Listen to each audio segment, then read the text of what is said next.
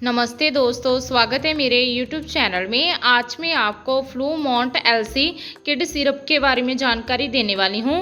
हम इस वीडियो में जानेंगे कि इसमें क्या कंपोजिशन पाए गए हैं, उनका वर्क क्या है, इनको किन कंडीशन में पेशेंट में यूज़ किया जा सकता है, इसकी प्रॉपर डोज क्या है, इसके साइड इफ़ेक्ट्स क्या हैं और इसकी सेफ्टी एडवाइस क्या हैं। चलिए वीडियो को शुरू कर लेते हैं। सबसे पहले हम जानते हैं कि जो फ्लूमोंट एलसी किड सिरप है, इसमें क्या कंपोजिशन पाए गए हैं। जो फ्लूमोंट एलसी किड सिरप है, इसके ईच 5 ml में जो मॉन्टेल कास्ट सोडियम है ये 4 mg पाया गया है और दूसरा इसमें जो लीवोसिट्राजिन हाइड्रोक्लोराइड है ये 2.5 mg पाया गया है और ये अरिस्टो कंपनी द्वारा मैन्युफैक्चरिंग किया गया है। इसके प्राइस की बात करें तो इसका जो प्राइस है वो है मात्र 140 रुपीज़, 140 रुपीज़। इधर से पैकिंग की बात करें तो आपको जे कुछ इस तरह को देखने को मिल जाएगी, जिस 60 ml की पैकिंग में आता है और ये प्लास्टिक की बॉटल में होता है। चलिए अब हम इसके वर्क के बारे में जानते हैं कि इसमें जो कंपोजिशन पाए गए हैं उनका वर्क क्या है। जो फ्लूमोंट एलसी किड सिरप है ये 2 कंपोजिशन में मिलने वाली दवा है। इसमें जो मॉन्टेल का सोडियम है वो एक ल्यूकोट्राइन एंटागोनिस्ट है, जो कि वर्क क्या करता है, ब्लॉक करने में केमिकल मैसेंजर्स को, ल्यूकोट्राइन को, जिससे कि रिड्यूस हो जाती है इन्फ्लामेशन एयरवेज में, नोज में, मीन्स सांस लेने वाली जो नाली होती है उसमें जो सोजिश होती है, स्वेलिंग होती है, वो ठीक हो जाती है। और इसके साथ ही इसमें जो लीवोसिट्राजिन हाइड्रोक्लोराइड पाया गया है ये एक एंटी एलर्जिक है, जो कि ब्लॉक करता है नदर केमिकल मैसेंजर्स हिस्टामाइन को, जो कि रिस्पॉन्सिबल होता है रनिंग नोज के लिए, वाटरी आइज के लिए और स्नीचिंग के लिए। चलिए अब हम इसके यूजेस के बारे में जान लेते हैं कि इसे किन कंडीशन में पेशेंट में यूज़ किया जा सकता है। जो फ्लूमोंट एलसी किड सिरप है इसका use treatment of sneezing and running nose, means जिन पेशेंट्स को बार बार छींकें आती है जहाँ फिर नाक में से नज़ला बह रहा है, पानी आ रहा है, जो कि किसी एलर्जेंट पार्ट की वजह से होता है, जैसे कि डस्ट, एनिमल डेंडर या फिर वेदर से, तो इन कंडीशन में भी इसका यूज़ किया जा सकता है।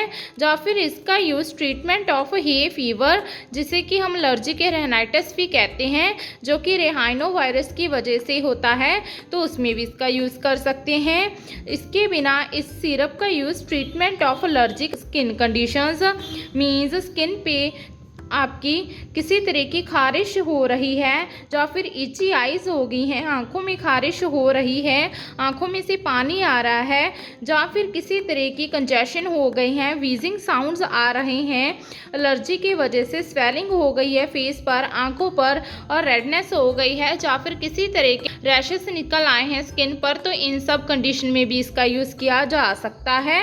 इसके बिना इस सिरप का यूज़ एलर्जिक कफ के लिए, मीन्स किसी एलर्जी की वजह से पेशेंट को कफ हो गई है, ड्राई कफ हो गई है, या फिर during pregnancy cough and cold में भी इसका यूज़ किया जा सकता है। चलिए अब हम इसकी डोज के बारे में जान लेते हैं। जो फ्लूमोंट एलसी किड सिरप है इसकी जो डोज और ड्यूरेशन होती है वो पेशेंट की एज, सेक्स, बॉडी वेट और उसके सिम्टम्स पर डिपेंड करती है। अदरवाइज डॉक्टर इस सिरप को दिन में 2 बार से लेकर 3 बार बच्चे को प्रिस्क्राइब कर सकते हैं। हमेशा इस सिरप को यूज़ करने से पहले इसको अच्छी तरह से शेक कर लेना है। चलिए अब हम इसके साइड इफ़ेक्ट्स के बारे में जान लेते हैं। इसके साइड इफ़ेक्ट्स हैं नौसिया होना, वॉमिटिंग होना, मुंह सूखना, थकावट होना, सिर में दर्द होना, ज़्यादा नींद का आना या फिर दस्त लगना। अगर आपको ये साइड इफ़ेक्ट गंभीर रूप में नज़र आए तो अपने नियरली डॉक्टर के साथ संपर्क जरूर करें। लास्ट में इसके कुछ सेफ्टी एडवाइस के बारे में जान लेते हैं। इसके सेफ्टी एडवाइस हैं, हमेशा इस सिरप के साथ दिए गई मेयरिंग कप के साथ ही डोज को मेयर करने के बाद ही अपने बच्चे को देनी है। एज पर डॉक्टर कंसल्टेशन ही आपने इस सिरप का यूज़ करना है। सिरप यूज़ करने से पहले इसको अच्छी तरह से शेक कर लेना है। इसकी एक्सपायरी डेट और लेवल को अच्छी तरह से चेक कर लेना है। प्रेगनेंसी में आप इस सिरप का यूज़ कर सकते हैं as per doctor recommendation. Liver और किडनी के डिसीज़ में भी इस मेडिसिन को सेफ माना गया है। ओवरऑल जाने तो जो फ्लूमोंट एलसी सिरप है, इसका यूज़ किसी भी तरह के एलर्जिक कंडीशंस में, या फिर पेशेंट को स्नीजिंग, रनिंग नोज है, फीवर, या फिर स्किन की एलर्जी, या फिर एलर्जी कफ हो गई है, तो इन कंडीशन में यूज़ किया जा सकता है। आशा करती हूँ कि आपको मेरी दी गई जानकारी अच्छी लगी होगी।